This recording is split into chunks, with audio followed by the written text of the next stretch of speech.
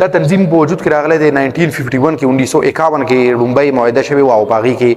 شپږ ملکونه د هغې وخت د یورپ چې وو هغوی را یوځای شو او یو بل سره یې د یو معاهده وکړه. نو دا د هغې نه د دې سټارټ اخیسته شوی دی. بیا وخت په وخت باندې داسې معاهدې شوي دي چې کله لکه د آزاد تجارت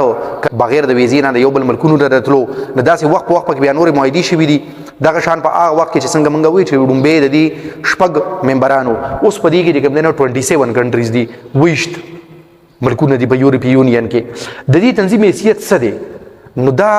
ملک خو نه دی، خو د یو ملک په شان حیثیت اختیار کړی دی. نو فیډریشن ورته ویلی شي، وفاق ته، څنګه چې پاکستان د یو څلورو صوبو وفاق دی که نه، نو دا فیډریشن دی ته وایي، یو کنفیډریشن وي. نو کنفیډریشن کې څه ملکونه رایوځای شي او هغه یو کنفیډریشن جوړ کړي، نو دا یو ملک خو نه وي، خو په ډېرو زیاتو څیزونو کې چې کوم دی نه د یو پالیسي. نو دا یورپي یونین یو کنفیډریشن دی د دې 27 ملکونو چې په هغې کې دننه بغیر د پاسپورټ او بغیر د ویزې نه فری موومنټ دی او بغیر د ټیکس نه چې کوم دی نو فری ټریډ دی. نو چې اوس لکه د پیرس نه یو سړی روان شي او برلن ته ځي، برسلز ته ځي او بغیر د ویزې نه ځي، بغیر د پاسپورټ نه ځي، او بارډرو باندې فوجیان نه دي ولاړه، نو دا خو یو ملک خو نه دی، خو د یو ملک په شان حیثیت خو اختیار کړه که نه، نو دې ته کنفیډریشن وایي. علاقه چې کوم ده نه 42 لاک مربع کیلومتر علاقه را 42 لاک مربع کیلومتر ستاسو د پوهې لپاره لکه پاکستان چې یو 15 پیرې ته رایوځای کړي، نو دومره د دې علاقه را آبادي چې ده نه آبادي 44 کروڑ ده، لکه د دې 27 ملکونو آبادي ټوټل په شریکه باندې 44 کروڑ ده. نو واړه واړه ملکونه دي پکې ډېر که نه، ډېر ملکونه پکې داسې دي چې د هغوی د 1 کروڑ نه هم آبادي کماره بلکونو کې آبادي ده.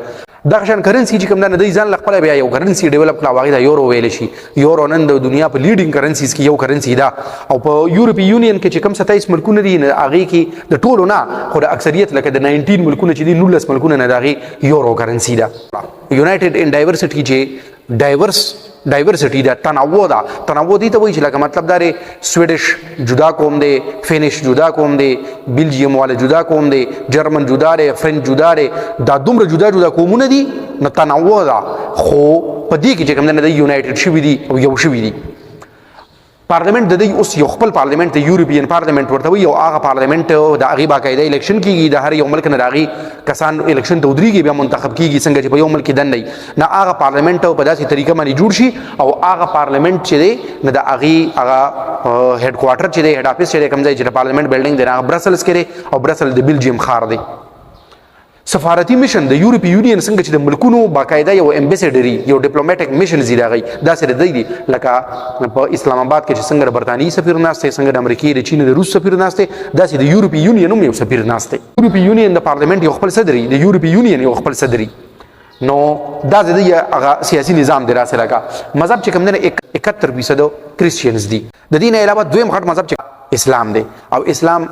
2% دی. نه 71 او 2% کې ډېر فرق دی، نه مسلمانان کم دي، خو په دې کې څه ملکونه داسې دي چې هغې مسلمانان ډېر دي، لکه جرمني کې اوس مسلمانان ډېر دي چې ډېر ترک ورته تللي دي. دغه شان په فرانس کې چې کوم دی د افریقي ډېر خلک دی، نو د هغې د وجې نه هلته مسلمانان ډېر دي. نو څه ملکونه پکې داسې دي چې لکه اورال په ټول یورپ کې مسلمانان 2% دي، خو څه ملکونه پکې داسې دي چې هلته مسلمانانو د ټوټل آبادۍ 6%، 8%، 10% نه داسې دي پکې. نو څه ګورئ اوس مسلمانان پکې 2% دي، او دا دویم غټ مذهب دی، او هغه 71% دي. دا نور خلک په کوم مذهب باندې دي؟ نه اکه څنګه چې موږ د روس ویډیو کې ویلو چې هلته 25% خلک یو مذهب سره تعلق نه لري، دلته کې هم هغه شان کار دی، او تقریبا دغه عمره خلک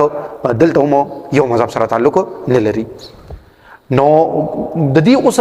دي خو 27 ملکونه، خو لیډینګ نیشنز چې کوم دي چې هغه لکه په اصل کې د یورپي یونین لیډ کوي، نه هغه آبادۍ لحاظ سره، معاشي لحاظ سره، فوجي لحاظ سره طاقتور ملکونه دي چې هغوی په یو وخت کې په دنیا باندې راج هم کړی دی. نه فرانس دی، جرمني ده، ایټلي ده، یا یونان دی. نو یونان خو اوس اکنامیکلی ډېر خراب شوی دی، نه دی پکې دومره ایکټیو نه دی، خو لکه تاریخي لحاظ سره د یونان ډېر اهمیت دی. دغه شان د ایټلي هم د روم د وجې نه هغه تاریخي حیثیت دی. په اصل کې که موږ دوه ملکونه راوباسو، نه هغه فرانس او جرمني ده چې هغه لیډینګ نیشنز دي. او دا د هغې نه پس دي چې د کله نه برطانیه برګزټ به تاسو نوم اورېدلی، برګزټ اوس یو 2 کاله مخکې یو معاهده وشوه، او برطانیه UK چې دی انګلینډ، نو دا تر اوسه پورې د یورپي یونین حصه وه، اوس د یورپي یونین نه بهر ووته. که چېرې انګلینډ په دې کې وې، UK په دې کې وې، نو دا لکه بیا چې کوم دی لیډینګ نیشنز کې دا هم و، خو اوس خو دی پکې نه دی، نه دی لیډینګ نیشن کې نه دی.